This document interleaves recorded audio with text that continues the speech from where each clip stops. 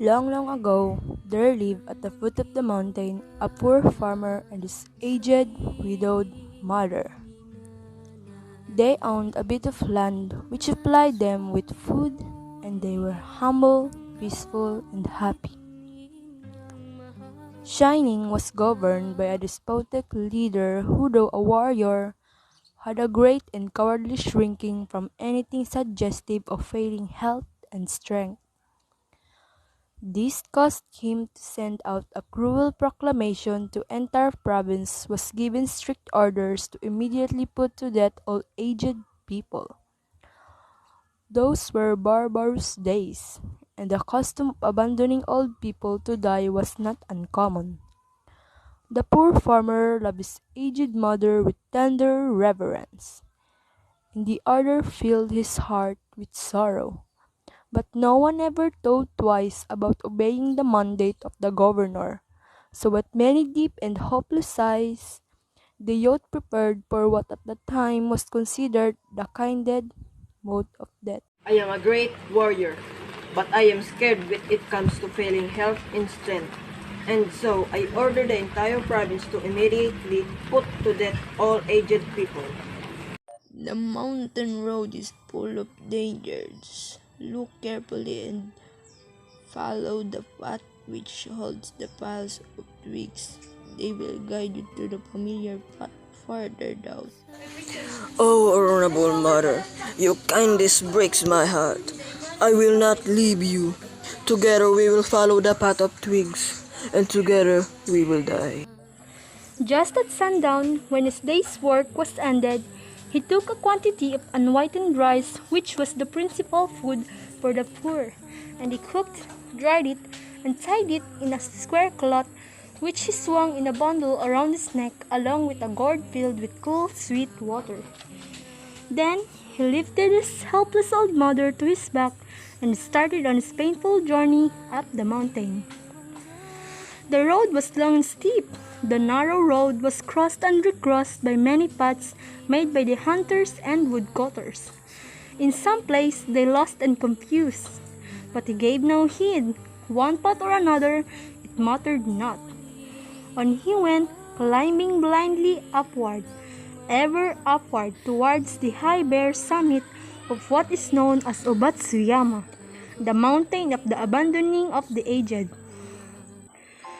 The eyes of the old mother were not so dim but that they noted the reckless hastening from one path to another, and her loving heart grew anxious. Her son did not know the mountain's many paths, and his return might be one of danger. So she stretched forth her hand and snapping the twigs from bushes as they passed cold, she quietly dropped a handful every few steps the way so that as they climbed the narrow path behind them was dotted at frequent intervals with tiny piles of twigs. At last, the summit was reached, wherein heartsick, the youth gently released his burden and silently prepared a place of comfort as his last duty to the loved one. Gathering fallen pine needles, he made a soft cushion and tenderly lifted his old mother onto it. He wrapped her padded coat more closely about the stooping shoulders, and with tearful eyes and an aching heart, he said farewell. The trembling mother's voice was full of unselfish love as she gave her last injunction. "Let not thine eyes be blinded, my son," she said. "The mountain road is full of dangers. Look carefully and follow the path which holds the piles of twigs. They will guide you to the familiar path further down." The son's surprised eyes looked back over the path, then at the poor old, shriveled hands, all scratched and soiled by the work of love. His heart broke within, and bowing to the ground, he cried aloud, "Oh, honorable mother, your kindness breaks my heart.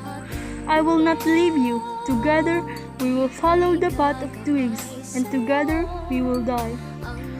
Once more he shouldered his burden, how light it seemed now, and hastened down the path, through the shadows and the moonlight, to the little hut in the valley. Beneath the kitchen floor was a walled closet for food, which was covered and hidden from view. There, the son hid his mother, supplying her with everything she needed. Continually watching and fearing she would be discovered. Time passed and he was beginning to feel safe when again the governor sent forth heralds bearing an unreasonable order. Seemingly as a boast of his power, his demand was that his subjects should present him with a rope of ashes. The governor was pleased at the wit of the youth and praised greatly, but he demanded to know where he had obtained his wisdom. Alas, alas, cried the farmer, the truth must be told, and with a deep boast he related his story. The governor listened and then meditated in silence. Finally, he lifted his head. Shining needs more than the strength of youth, she said gravely. Ah, that I should have forgotten the well-known saying, with a crown of snow, there come wisdom. That very hour the cruel law was abolished, and custom drifted into the afar past, only legends remain.